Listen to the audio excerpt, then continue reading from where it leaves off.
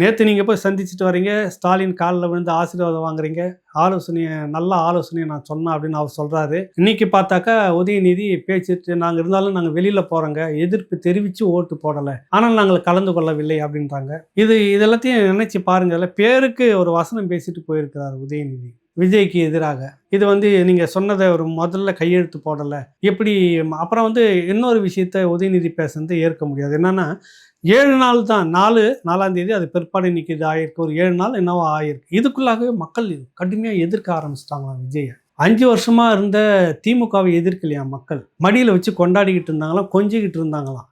இந்த 7 நாளில் ஏண்டா வாக்களித்தோம் அப்படின்னு சொல்லிட்டு இந்த மக்கள் கேட்க ஆரம்பித்தார்கள். இந்த திட்டம் என்ன ஆச்சுன்னு கேட்க ஆரம்பிச்சிட்டார்கள்.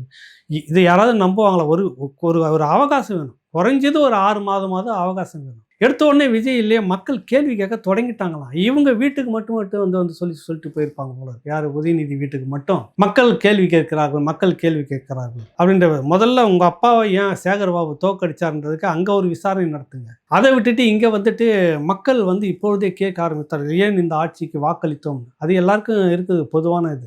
உழுதவன் ஒருத்தன் இருக்க, அறுத்துக்கிட்டு போனோம் ஒருத்தன்ற கேள்வி எல்லா மக்கள்கிட்டையும் வெளிப்படையாகவே பேசுது. இது எப்படி நடந்ததுன்னு ஒன்றும் தெரியலன்றதெல்லாம் நிறைய குழப்பத்தில் இருக்குது. அதெல்லாம் ஒரு பக்கம். காடு மேடு எல்லாம் சேர்ந்து உழவு பண்ணி உழுதவன் கடைசி தண்ணியை ஊற்றி வளர்த்து விளையிற நேரத்துக்கு அறுத்துட்டு போன கோஷ்டி நீங்கள் அப்படின்ற விமர்சனம் இருக்குது, இல்லைன்னுலாம் சொல்ல வரல. அதற்காக உதயநிதி சட்டமன்றத்தில் இந்த 7 நாட்களுக்குள்ளாகவே மக்கள் உங்களை விமர்சிக்க தொடங்கி விட்டார்கள், நீங்கள் எதுவும் செய்யலைன்னா இது கேலி கூத்தா இருக்குது. அந்த இடத்துல இறங்கி விஜய் பேசியிருக்கணும், என்னன்னு தெரியல. அப்படியே இப்படி உட்காந்துட்டாரு. அது ஒன்றும் புரியல. அப்புறம் யாரையும் நான் பழி வாங்க மாட்டேன் அப்படின்னு சொல்கிறாரு விஜய். உண்மையிலேயே அப்படி இருந்தாருன்னா ரொம்ப நல்லாயிருக்கும். அதே போல் நீங்கள் ஸ்டாலினையும் பழி வாங்காத, விசாரணை செய்யாதீங்க, ஊழல் முறைகேடுன்னு எதுவும் நடவடிக்கை எடுக்காது. பழி வாங்குறதுல தானே வரும். அது நீங்கள் என்ன தான் நடவடிக்கை எடுத்துட்டாலும் எங்களை இந்த அரசு பழி வாங்குகிறது அப்படின்னு ஸ்டாலின் தரப்பில் சொல்லுவாங்கல்ல. அப்போ உங்களுக்கு பழி வாங்கும் நோக்கம் இல்லை அப்படின்னா நீங்கள் எதிர்கட்சியாக அந்த கட்சியை வச்சுக்கினே இருக்கணும். திமுகவை எதிர்கட்சியாக வச்சுக்கிட்டு அவங்களுடைய ஊழல் முறைகேடு செய்தது எதன் மீதும் விசாரணை நடத்தாமல் அப்படியே வச்சுக்கிட்டு இருக்கணும், அவ்வளோதானே. ஒரு பழமொழி இருக்குது விஜய் அவர்களுக்கு. அவர் ஜோசிகார் சொல்லியிருக்கலாமோ என்னன்னு தெரியல, மறந்துட்டு இருப்பாரு தெரியல. அந்த ஜோசிகார் நிறைய சொல்லிகிட்டு இருக்கிறாரு.